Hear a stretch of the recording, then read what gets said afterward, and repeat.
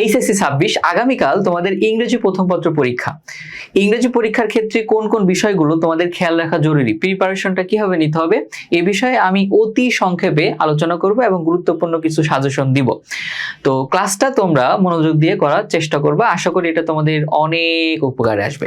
ঠিক আছে, তো আমরা শুরু করি। দেখো আমি এখানে কিছু পয়েন্ট এনেছি যাতে হচ্ছে সিরিয়াল আমি বিষয়গুলো বলতে পারি তোমাদের। তো প্রথম হচ্ছে ধর্মীয় দৃষ্টিকোণ থেকে দুই একটা কথা বলি। দেখো তোমার যখন হচ্ছে রিভিশন দেওয়া শেষ হয়ে যাবে, নর্মালি তোমাদের রিভিশন দেওয়া শেষ হয় পরীক্ষার দিন সকালে আর কি। সো পরীক্ষার দিন সকালে সকল কিছু পড়া শেষ হয়ে যাওয়ার পরে, রিভিশন দেওয়া শেষ হওয়ার পরে তুমি বইগুলো বন্ধ করবা। বন্ধ করে তুমি হচ্ছে সংক্ষেপে একটু দোয়া করবা আল্লাহর কাছে দোয়া করবা যে আল্লাহ, আমি তো আমার সর্বোচ্চ চেষ্টা করেছি, আমি যতটুকু পড়া সম্ভব সব পড়ার চেষ্টা করেছি। এখন তোমার উপরে আমি তাওয়াক্কুল করছি, তোমার উপরে আমি ভরসা করছি। আমি যে সকল বিষয় পড়েছি এই সকল বিষয়ের ভিতর থেকে তুমি আমাকে পরীক্ষায় কমন দিও, এবং আমি যেন সকল বিষয় হচ্ছে নির্ভুলভাবে পরীক্ষায় সুন্দর করে অ্যান্সার করে আসতে পারি। এই দোয়াটা করবা। হ্যাঁ, আর পরীক্ষায় যাওয়ার আগে অবশ্যই 2 রাকাত নামাজ পড়ে যাবা। হ্যাঁ, 2 রাকাত নামাজ পড়ে যাবা। এই বিষয়গুলো হচ্ছে আমি ছোটবেলা থেকে করতাম, বুঝতে পারছো কিনা, আরো পরে বলবো। পরীক্ষার হলে গিয়ে একটা বিষয় আছে, তো এই বিষয়গুলো হচ্ছে আমি ছোটবেলা থেকেই করতাম। ইভেন আলহামদুলিল্লাহ যে আমার কখনো কোনো পরীক্ষাতে A+ ছুটে যায় না, ইভেন ভার্সিটিতে কখনো রেজাল্ট খারাপ আসে নাই। সো এগুলোতে করলে যেটা হয় যে একটা এক্সট্রা রহমত আল্লাহর পক্ষ থেকে পাওয়া যায়। ঠিক আছে, আর এইচএসসি পরীক্ষা যেহেতু জীবনের অনেক বড় একটা গুরুত্বপূর্ণ পরীক্ষা, লাইফে একটা টার্নিং পয়েন্ট, এরপরে তোমাদের ঢাকা ইউনিভার্সিটিতে অ্যাডমিশন, অন্যান্য পাবলিক ইউনিভার্সিটি অ্যাডমিশন আসবে। সো রেজাল্টটা অনেক বড় একটা ফ্যাক্টর ইউনিভার্সিটি অ্যাডমিশনের ক্ষেত্রে, এজন্য একটু সিরিয়াসলি নিতে হবে। ঠিক আছে কিনা। তো পরীক্ষায় যাবা, পরীক্ষার হলে গিয়ে তোমাকে যখন খাতা দিবে তখন খাতায় দাগ টানতে হবে। তো ওই যে 4 কোণা স্কেল আছে না, 4 কোণা স্কেল দিয়ে তুমি হচ্ছে খাতার চারপাশে দাগ টানবা। 4 কোণা স্কেল স্কেলটা যদি পরীক্ষার খাতা থেকে বড় হয়ে যায়, দরকার হলে কেটে নিবা। স্কেলটা এক পাশ দিয়ে ভেঙে আবার আটা লাগাই দিবা ওইখানে, বা টেপ মেরে নিবা। আটা লাগালে ভালো হয়, আমি এটা করছিলাম আর কি। তো 4 কোণা স্কেল দিয়ে দাগ টানবা, এরপর এর দাগ টেনে তারপরে তুমি লিখবা। দেখো তুমি যখন 4 কোণা স্কেল দিয়ে দাগ টানার ফলে যখন তুমি লেখো, তখন তোমার লেখাটা হচ্ছে একটা নির্দিষ্ট ফ্রেমের ভিতরে গোছালো থাকে। হ্যাঁ, খুব সুন্দর মনে হয়। তো এটা কিন্তু একটা ভালো ইমপ্রেশন ক্রিয়েট করলে, ভালো মার্ক ক্যারি করার ক্ষেত্রে কিন্তু এটা একটা মূল একটা সহায়ক বিষয়, তাই না? আচ্ছা, এরপরে তুমি কি করবা? দেখো যখন তোমাকে প্রশ্ন দিলেই তুমি প্রশ্ন দেখা শুরু করবে না। প্রশ্ন দিচ্ছে উল্টায় রাখবা, রেখে তুমি কি করবা? উল্টায় রেখে তুমি দুরূদ শরীফ পড়বা। হচ্ছে বড় দুরূদ শরীফ যেটা রয়েছে, আল্লাহুম্মা সাল্লি আলা মুহাম্মাদ ওয়া আলা আলি মুহাম্মাদ কামা সাল্লাইতা আলা, এরকম আলা ইব্রাহিম, এরকম যে হচ্ছে বড় দুরূদ শরীফটা আছে এটাও পড়তে পারো, অথবা সংক্ষেপে দুরূদ শরীফ পড়তে পারো, আল্লাহুম্মা সাল্লি আলা মুহাম্মাদ ওয়া আলা আলি মুহাম্মাদ, আল্লাহুম্মা বারিক আলা মুহাম্মাদ ওয়া আলা আলি মুহাম্মাদ। ঠিক আছে, এটা পড়বা। পড়ার পরে অতি সংক্ষেপে একটু দোয়া করবা, আল্লাহ পরীক্ষায় যে সকল বিষয় এসেছে এগুলো যেন আমার সব কমন আসে এবং আমি যেন নির্ভুলভাবে লিখতে পারি। ঠিক আছে, এরকম করে সংক্ষেপে একটা দোয়া করে এরপরে তুমি প্রশ্নগুলো দেখবা। 5 মিনিট হচ্ছে তুমি প্রশ্ন দেখবা। প্রশ্ন বোঝা হচ্ছে পরীক্ষার অর্ধেক। ঠিক আছে, প্রশ্ন যদি ভালো করে বুঝতে পারো, ভালোভাবে অ্যান্সার দিতে পারো, তাহলে পরীক্ষায় ভালো মার্ক পাবা। সো 5 মিনিট সময় নিবা প্রশ্ন বোঝার জন্য, এবং যে প্রশ্নগুলো তোমার সব থেকে ভালো হবে সেই প্রশ্নগুলোর অ্যান্সার তুমি সবার আগে করার চেষ্টা করবা। ঠিক আছে, সবার আগে করার চেষ্টা করবা। দেখো ধরো হচ্ছে ইংলিশ ফার্স্ট পেপারের ক্ষেত্রে প্রথমে তোমার কি এমসিকিউ সিকিউ, তো এমসিকিউ সিকিউটা আগেই করা ভালো। তো চেষ্টা করবে এমসিকিউ যাতে একটাও ভুল না হয়, যেভাবে হোক একটাও যাতে ভুল না হয়। সিকিউ অ্যান্সারটা যাতে খুব সুন্দর হয়, মানে হচ্ছে বাড়তি কোনো অ্যান্সার লিখবা না। প্যাসেজের ভিতরে যতটুকু সিকিউ এর অ্যান্সার দেওয়া আছে ততটুকুই তুমি লিখবা নির্ভুল বানানে। কঠিন ওয়ার্ড ইউজ করতে যাবা না। ঠিক আছে, স্পেলিং মিস্টেক যাতে কোনোভাবে না হয়। ধরো তুমি একটা কঠিন ওয়ার্ড লিখতে যাচ্ছ, বানানটা ভুল হওয়ার সম্ভাবনা আছে, দরকার নেই। তুমি ছোট একটা সাধারণ কোন একটা বা সিম্পল কোন একটা ওয়ার্ড তুমি ইউজ করো, ভুল যাতে না হয়, স্পেলিং মিস্টেক যাতে কোনোভাবে না হয়, এই জিনিসটা তুমি খেয়াল করবা। এখানে আমি দিচ্ছি, দেখো যে no spelling mistakes, use easy words instead, easy word use করার চেষ্টা করো। ঠিক আছে, তো এই যে first impression makes the difference. ঠিক আছে কিনা, তোমার খাতাটা দেখার পরে টিচারের ভিতরে যদি একটা ভালো ইমপ্রেশন ক্রিয়েট হয়ে যায়, ধরো লেখাটা খুব সুন্দর, তোমার টিচারের একটা ভালো ইমপ্রেশন ক্রিয়েট হয়ে গেল, তোমার এমসিকিউ সিকিউ এর অ্যান্সারটা করলা, তোমার নির্ভুলভাবে তুমি অ্যান্সার করতে পেরেছো, টিচারের একটা ভালো ইমপ্রেশন ক্রিয়েট হয়ে গেল, তার ভিতরে একটা মানে হচ্ছে একটা ভালো ধারণা তৈরি হয়ে গেল যে তুমি একজন ভালো স্টুডেন্ট এবং তোমাকে ভালো মার্ক দেওয়া যায়। তো দেখা যাবে যে পরবর্তীগুলো সে কোনো রকম দেখে তোমাকে নাম্বার দিয়ে দিচ্ছে, সো একটা ভালো মার্ক তুমি ক্যারি করতে পারছো, তোমার A+ পাওয়ার পেছনে কিন্তু সহায়ক হচ্ছে এটা। ওকে, তাহলে তুমি কি করবা, এই যে শুরুর দিকে যে অ্যান্সার গুলো করবা অবশ্যই নির্ভুলভাবে অ্যান্সার করার চেষ্টা করবা, কোনো স্পেলিং মিস্টেক যাতে না হয়, কাটাকাটি যাতে কোনোভাবে না হয়। যদি কাটাকাটি হয় তাহলে এভাবে একটা দাগ দিয়ে টান দিয়ে কেটে দিবা, এইভাবে যেন ঘিজিবিজি করে করো না, হ্যাঁ, খাতা খারাপ দেখা যায়। আচ্ছা, যাই হোক, এরপরে এই যে এটা হচ্ছে always use the same type of pen, সবসময় এক ধরনের পেন পেন দিয়ে লেখার চেষ্টা করবা। আমি এটা ক্লাস 10-এ আমাকে একজন শিক্ষক বলেছিল এবং এরপর থেকে আমি একটা পেন দিয়েই সবসময় লেখার চেষ্টা করেছি।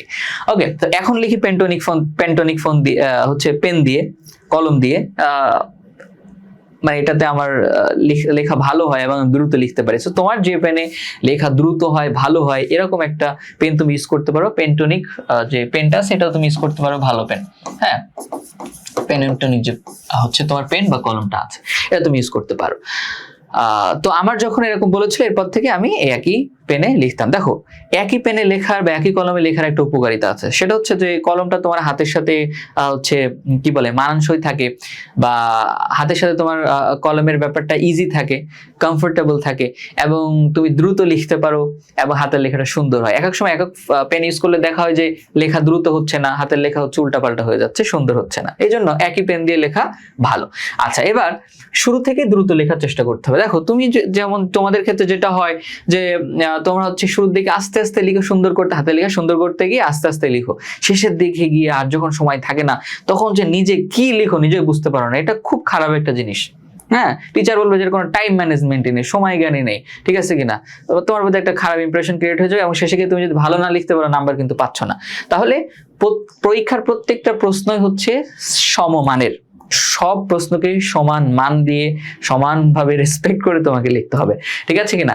তাহলে শুরু থেকেই একটু মিডিয়াম দ্রুত হলেও লেখার চেষ্টা করতে হবে। তো এটার জন্য যেটা করতে পারো সেটা হচ্ছে বাড়ি থেকে যাওয়ার আগে হচ্ছে ঘন্টাখানিক লিখবা, অ্যাটলিস্ট আধা ঘন্টা 20 মিনিট লিখবা, তাহলে পরীক্ষায় গিয়ে লেখাটা দ্রুত করতে পারবা। তাহলে দ্রুত করতে গিয়ে যে হাতের লেখা আবার খারাপ না হয়, দ্রুত লিখবে বাট হাতের লেখা হবে সুন্দর। আমি কিন্তু ইন্টারভিউ এটা করছি, ইন্টারে লিখে ফাটাই ফেলছে, এরপরে হাতের লেখা কোথাও খারাপ হয় নাই এবং আমার কখনো এরকম হয় নাই যে পরীক্ষা শেষে টাইম নাই দ্রুত লিখতে, মানে লিখে তেলাপোকার মতো, মানে এমন ভাবে লিখছি যে মনে হচ্ছে যেন তেলাপোকা হেঁটে যাচ্ছে, এরকম কোনো ব্যাপার না, ব্যাপার কখনো হয় নাই। সো দ্রুত লিখতে হবে, হাতের লেখা খারাপ হবে না, এবং শেষে আবার 10 মিনিট কিন্তু হাতে রাখতে হবে, 10 মিনিট হাতে রাখতে হবে রিভিশন দেওয়ার জন্য, ঠিক আছে, অবশ্যই 10 মিনিট রিভিশন দেওয়ার জন্য রাখতে হবে। বুঝতে পেরেছো কিনা? তোমার মনে হতে পারে মানে রিভিশন দেওয়ার ক্ষেত্রে যেটা হয় একটা মানে কি আসে, অনীহা কাজ করে ভিতরে, আবার শুরু থেকে পড়বো না, কোনো ভুল হয় নাই, সমস্যা নাই, এটা একটা ফালতু কথা, বুঝছো। আমি যতবারই এটা মনে করে রিভিশন দিছি ততবারই দেখছি প্রচুর ভুল আছে, এবং এই ভুলগুলো যদি আমি না শুধরাতাম তাহলে নাম্বার আমি পেতাম না ভালো, ঠিক আছে কিনা। তো এটা খেয়াল করবা। আচ্ছা, রাইটিং পার্টের ক্ষেত্রে তোমাদেরকে যেভাবে বলেছি ক্লাসে পড়ানোর সময় ওইভাবে তোমরা হচ্ছে একটু রাইটিং পার্টটা লিখবা। রাইটিং পার্টের ক্ষেত্রে যেটা সব থেকে বেশি খেয়াল করবা, তুমি সিম্পল সেন্টেন্সে লিখো, কিন্তু গ্রামাটিক্যাল ভুল তুমি করবা না, ঠিক আছে। আবার স্পেলিং মিস্টেক যাতে না হয়, বানান ভুল যাতে না হয়, গ্রামাটিক্যাল কোনো মিস্টেক যাতে না হয়, তুমি easy structure, easy sentence structure, easy ওয়ার্ডে লিখো যাতে ভুল না হয়, নাম্বার তুমি পাবা, সমস্যা নেই। এখন ধরো কমন আসে না পরীক্ষায়, তাহলে কি করবা, আমি তোমাদেরকে যে ফরম্যাট গুলো দিয়েছি স্ট্যান্ডার্ড ফরম্যাট, এই ফরম্যাট অনুযায়ী তুমি লিখবা, যদি নিচ থেকে না লিখতে পারো। যদি নিচ থেকে লিখতে পারো তাহলে ফরম্যাট আর নিচ থেকে লেখা দুইটা মিলায় তুমি লিখবা, তুমি ভালো মার্ক তুমি তুলতে পারো। মুখস্থ যেটা করে গেছো সেটা আসে না তো কি হয়েছে, ফরম্যাট আর নিচ থেকে লিখবা, ভালো মার্ক পাবা, সমস্যা নেই। এগুলো নিয়ে প্যারা খাওয়ার কোনো দরকার নেই যে কমন আসে না, হয় কি করব, এরকম ভাববা না। তুমি মনে করো কমন আসে নাই তাই কি আমি এটা খুব সুন্দরভাবে লিখতে পারবো। হ্যাঁ, মানে মেন্টালিটি ক্রিয়েট করে নিতে হবে, কনফিডেন্সটা গ্রো করে নিতে হবে নিজের ভিতরে, কনফিডেন্স যাতে কোনোভাবে লো না হয়ে যায়। তুমি মনে করো যে এটা পরীক্ষা আসে না তাই কি আমি বইয়ের মতো করে সুন্দর করে লিখতে পারবা, যদি এটা এই কনফিডেন্সটা তোমার ভিতরে গ্রো করতে পারো। আচ্ছা, এরপর হচ্ছে একটা প্রশ্ন বেশি সময় ধরে লেখা যাবে না। তোমরা যেটা হয় যে একটা প্রশ্ন হচ্ছে পারতেছো খুব বেশি, ওইটা লিখে ফাটাই দিচ্ছ, বাকিগুলোর কোনো খোঁজ নাই, না এটা করা যাবে না, এটা করলেই ধরা খাইতে হবে। হ্যাঁ, প্রত্যেকটা প্রশ্নের জন্য সময় ভাগ করে নিবা। তোমার পরীক্ষায় টোটালি তুমি মিনিট পাবে 180 মিনিট, 180 মিনিটের 5 মিনিট হচ্ছে প্রশ্ন দেখার জন্য, শেষের 10 মিনিট রিভিশন দেওয়ার জন্য, তাহলে থাকে 165 মিনিট। তো 165 মিনিট প্রত্যেকটা প্রশ্নের জন্য ভাগ করে নিবা, ঠিক আছে? মেন্টালি এটা ভাগ করে নিবা, এবং একটা প্রশ্নে যত মিনিট পড়ে অত মিনিটের ভিতরেই তোমাকে শেষ করতে হবে। একটা প্রশ্ন খুব বেশি হচ্ছে বলে টাইম ক্রস করে, তুমি যে টাইমটা বরাদ্দ রেখেছিলে সেটাও ক্রস করে তুমি লিখতে আছো, এটা করা যাবে না, ঠিক আছে? এই জিনিসটা খেয়াল করবা। ঘড়ি ধরে, এই যে ঘড়ি ধরে ধরে লেখার চেষ্টা করো। ঘড়ি তোমার সামনে থাকবে, টেবিলে একদম সামনে থাকবে ঘড়ি, ঠিক আছে? ঘড়িটা এভাবে রেখে দিবা সুন্দর করে। ঘড়ি দেখবা, লিখবা, ঘড়ি দেখবা, লিখবা। বুঝতে পারছি কিনা? ঘড়ি ধরে লেখার চেষ্টা করতে। বোর্ড পরীক্ষা ভাই, এখানে কোনোভাবে মিসম্যানেজমেন্ট করা যাবে না, টাইম ম্যানেজমেন্টটা খুব ভালো হতে হবে। আচ্ছা, যাই হোক, এরপর এই যে গ্রামাটিক, সেকেন্ড পেপারের ক্ষেত্রে গ্রামাটিক্যাল আইটেম যতদূর সম্ভব ভুল না করে অ্যান্সার করতে হবে, ঠিক আছে? করার চেষ্টা করতে হবে। বুঝতে পারছো কিনা? মানে মাথাটা খুব ভালো করে খাটাবা, মেন্টালি কোনো প্রেশার তুমি নিবা না। তুমি মনে করবা যে আমি সব পারি, আমার নিয়মের ভিতর থেকে এসেছে, এবার তুমি মাথাটা খাটে সুন্দর করে নির্ভুলভাবে অ্যান্সার করার চেষ্টা করবা। আচ্ছা, এবার নতুন কোনো টপিক পরীক্ষার আগে পড়ার দরকার নেই। তুমি যা পড়েছো ওইগুলোই আবার রিভিশন দাও। একবার রিভিশন দেওয়া হয়ে গেলে আর একবার রিভিশন দাও। যদি এরকম মনে হয় যে এই টপিকটা খুবই গুরুত্বপূর্ণ, আমার পড়া হয় নাই, তাহলে এটা তুমি পড়তে পারো, বাট নতুন টপিক আর পড়তে যেও না। হ্যাঁ, যেগুলো পড়েছো ওগুলোই ভালো করে রিভিশন দাও। ইংলিশ সেকেন্ড পেপারের ক্ষেত্রে বেশি বেশি প্র্যাকটিস করো, যতগুলো বোর্ড সম্ভব পরীক্ষার আগে প্র্যাকটিস করে যাও। দেখা যাবে যে অনেক সময় কমনও চলে আসতে পারে, কমন না আসলেও তুমি অ্যান্সার করতে পারবা, তাই না? প্র্যাকটিস করলে, যত গ্রামাটিক্যাল আইটেম যত প্র্যাকটিস করতে পারো তত ভালো আনসার করতে পারো। আচ্ছা, এবং অ্যাভয়েড হচ্ছে তুমি যে ম্যারাথন ক্লাস যেগুলো আছে, বা তোমাদের অনলাইনে যে সকল ভাইয়ারা আছে যে এই 5টা পড়লেই কমন, এই 3টা পড়লেই কমন, এই সব বাদ দিতে হবে, ঠিক আছে? এইসব বাদ দাও। এগুলো করলে পরীক্ষায় বাস খাইতে হবে, ঠিক আছে? আর পরীক্ষার আগে সারা বছর না পড়ে পরীক্ষার আগে 2-3 ঘন্টা ম্যারাথন ক্লাস করে আসলে কিচ্ছু হয় না, ঠিক আছে? ভালো রেজাল্ট যারা করবে তারা অবশ্যই আগে থেকে পড়াশোনা করে এসেছে। তো যারা এখন থেকে পড়াশোনা করছে তাদেরকে হতাশ করছি না, তোমরা চেষ্টা করলে অনেক কিছু করা সম্ভব। দরকার হলে হচ্ছে আমি তো বলবো রাতে ঘুমাইতে, 10টা-11টার পরে ঘুমায় যেতে ফজরের সময় ওঠার জন্য। তো সিলেবাস যদি শেষ না হয় তাহলে পড়বা, সমস্যা নাই। হ্যাঁ, রাতে দরকার 4 থেকে 5 ঘন্টা ঘুমাইলা, সমস্যা নাই। তোমার সিলেবাস শেষ না হওয়া পর্যন্ত তুমি পড়ো, সমস্যা নাই, কারণ পরে তুমি ঘুমাইতে পারো, পরীক্ষা দিয়ে এসে ঘুমায়, প্যারা নাই, ঠিক আছে কিনা? এই হচ্ছে কথা। মোটামুটি এই ছিল আমার কিছু সাজেশন তোমাদের জন্য। আর হচ্ছে তোমাদেরকে তো আমি বিভিন্ন সময় পড়িয়েছি, ফ্রিতে হোক পেইড ব্যাচে হোক, সকল বিষয় পড়িয়েছি। তোমার কোনো বিষয় সমস্যা হলে হচ্ছে তুমি ওই বিষয়গুলো একটু দেখে নিবা, বা তুমি যার কোর্স করেছো তোমার কোনো একটা বিষয় সমস্যা, ওয়েবসাইটে গিয়ে বা যেখানে ক্লাসগুলো আছে সেখানে গিয়ে ওই সমস্যাটা সমাধান করে নিবা। বাট ম্যারাথন ক্লাস এগুলো করার কোনো দরকার নেই, ঠিক আছে?